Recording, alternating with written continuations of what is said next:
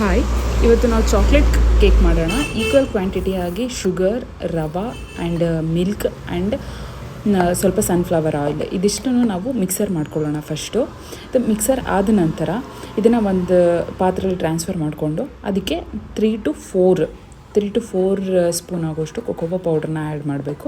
ಅದನ್ನು ನೀಟಾಗಿ ಬೀಟ್ ಮಾಡಬೇಕು. ಅಟ್ಲೀಸ್ಟ್ ಒಂದು 5 ಮಿನಿಟ್ಸ್ ಸ್ವಲ್ಪ ಅಡುಗೆ ಸೋಡಾ ಹಾಕಿ ನೀಟಾಗಿ ಬೀಟ್ ಮಾಡಿದ ನಂತರ ನೀವು ಯಾವ್ದು ಪಾತ್ರೆ ಯೂಸ್ ಮಾಡಬೇಕು ಅಂದ್ಕೊಂಡಿದ್ದೀರೋ ಆ ಪಾತ್ರೆಗೆ ನಾವು ಅದನ್ನು ಟ್ರಾನ್ಸ್ಫರ್ ಮಾಡ್ಕೋಬೇಕು.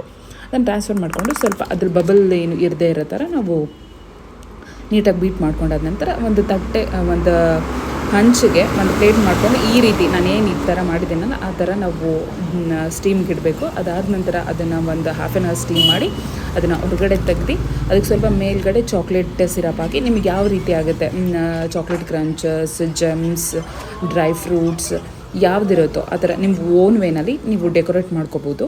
ಇದನ್ನು ನಾನಿಲ್ಲಿ ಬಾದಾಮಿ, ಜೆಮ್ಸ್ ಆ್ಯಂಡ್ ಚಾಕ್ಲೇಟ್ ಕ್ರಂಚಸ್ನ ಯೂಸ್ ಮಾಡ್ತಾಯಿದ್ದೀನಿ.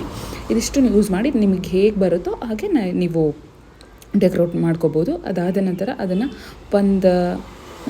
ಒಂದು ಹಾಫ್ ಆನ್ ಅವರ್ಗೋಷ್ಟು ಫ್ರಿಜ್ಜಲ್ಲಿ ಇದನ್ನು ಬಿಸಿ ತಿಂದರೂ ಸಹ ತುಂಬ ಹೆಲ್ದಿಯಾಗಿರುತ್ತೆ. ಇದು ಮಕ್ಕಳಿಗೆ ಸೂಪರ್ ಸ್ನ್ಯಾಕ್ಸ್ ಅಂತಲೇ ಹೇಳ್ಬೋದು. ಇದನ್ನು ಫ್ರಿಜ್ಜಲ್ಲಿಟ್ಟರೆ ಹಾಫ್ ಆನ್ ಅವರಲ್ಲಿ ಫ್ರಿಜ್ಜಲ್ಲಿಟ್ಟರೆ ನಿಮಗೆ ಕೋಲ್ಡ್ ಟೈಪು ಅದು ಕೂಡ ತುಂಬ ಹೆಲ್ದಿಯಾಗಿ ಸಿಗುತ್ತೆ.